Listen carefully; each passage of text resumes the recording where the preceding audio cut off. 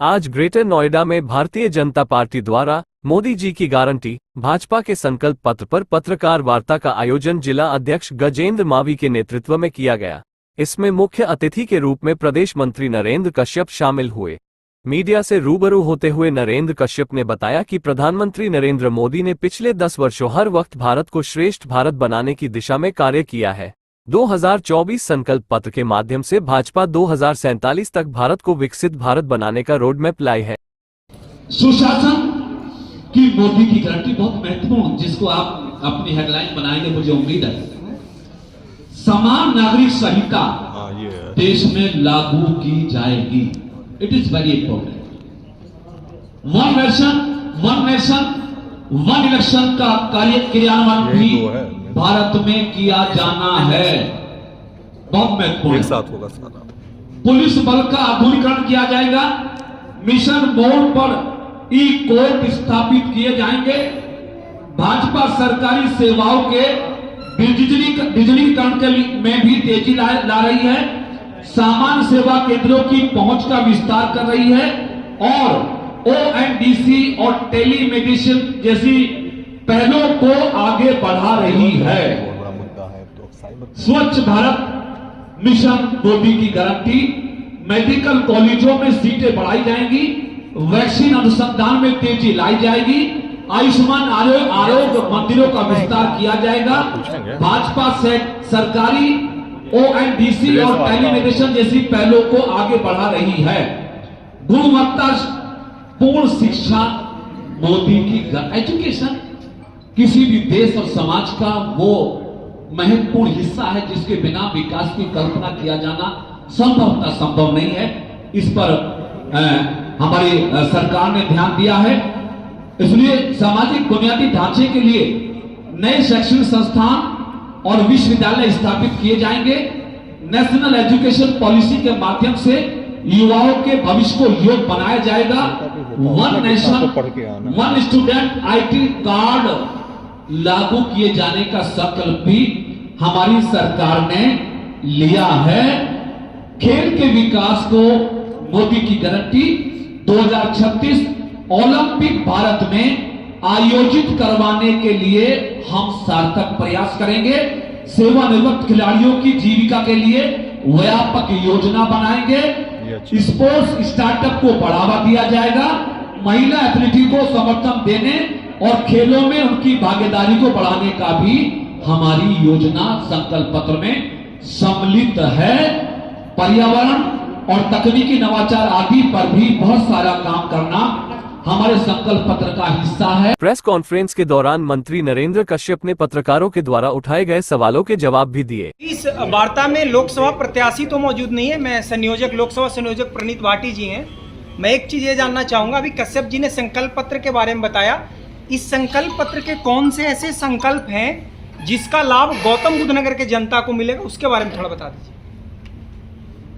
20 लाख प्रस्तावों को सम्मिलित करके व्यापकता के साथ तैयार किया गया। आप जानते हैं कि गौतम बुद्ध नगर जनपद के विकास का खाका भी हम अपना जब क्षेत्रीय स्तर पर अपना संकल्प पत्र बनाएंगे, अपना एजेंडा बनाएंगे, उसमें प्रत्याशी के माध्यम से, लोकसभा संयोजक के माध्यम से, प्रभारी के माध्यम से उसकी भी जानकारी आपको समय पर दे दी जाएगी। कब तक दे दें? जिसमें लगभग 80 करोड़ जो जनता है उनको राशन दिया जा रहा है, तो इसके हिसाब से अनुपात में अगर हम मान के चले तो जो बीपीएल धारक जो लोग हैं उनकी संख्या ये 80 करोड़ के आसपास मानी जा रही है। लेकिन जो विपक्ष का एक आरोप है, सवाल भी है, इस संकल्प पत्र में इस नौकरी के बारे में कहीं नहीं लिखा गया है कि आप अगले 5 साल में कितनी नौकरी देंगे। इस पर क्या आपका जवाब है? आपको बताते हुए मुझे प्रसन्नता है कि प्रधानमंत्री श्री नरेंद्र मोदी जी के शासनकाल में 25 करोड़ लोग गरीबी की रेखा से ऊपर आए हैं, जिनके जीवन स्तर में सुधार हुआ है। हम सब इस बात से भी अवगत हैं कि इसी पीरियड में कोरोना जैसी महामारी से भी पूरा विश्व ने कहीं ना कहीं कठिनाइयों का सामना किया। उसके उपरांत भी हमारी 10 वर्ष की सरकार ने भारत के युवाओं को सशक्त और समर्थ करने में बहुत सारे योजनाओं को, बहुत सारी नौकरियों की भर्तियों को अमल में लाया गया। मैं आपको पूरा उसका डेटा, आप मुझे अपना नंबर दे देंगे, मैं आपको भेज दूंगा। आज शुरू करें। हाँ जी, हाँ जी। आज जनपद गौतम बुद्ध नगर में भारतीय जनता पार्टी के संकल्प पत्र की मुख्य बातों पर मीडिया के माध्यम से जनता के बीच हमने अपनी बातों को पहुंचाने के लिए आप सबके बीच बात की है। भारतीय जनता पार्टी ने 14 अप्रैल को अपना विस्तृत संकल्प पत्र देश के यशस्वी प्रधानमंत्री नरेंद्र मोदी जी ने दिल्ली से जारी कर दिया है। लोक संकल्प पत्र के माध्यम से भारतीय जनता पार्टी ने अपनी प्राथमिकताओं को सम्मिलित किया है, जिन प्राथमिकताओं में मुझे आपके बीच कहते हुए प्रसन्नता है कि भारतीय जनता पार्टी ने अपने संकल्प पत्र में समान आचार संहिता लागू करना अपनी प्राथमिकता में रखा है। वन नेशन वन इलेक्शन की अवधारणा को देश में पूरा करना भारतीय जनता पार्टी के संकल्प पत्र का हिस्सा है। 4 करोड़ लोग भारत के प्रधानमंत्री आवास योजना के आधार पर लाभ पा चुके हैं।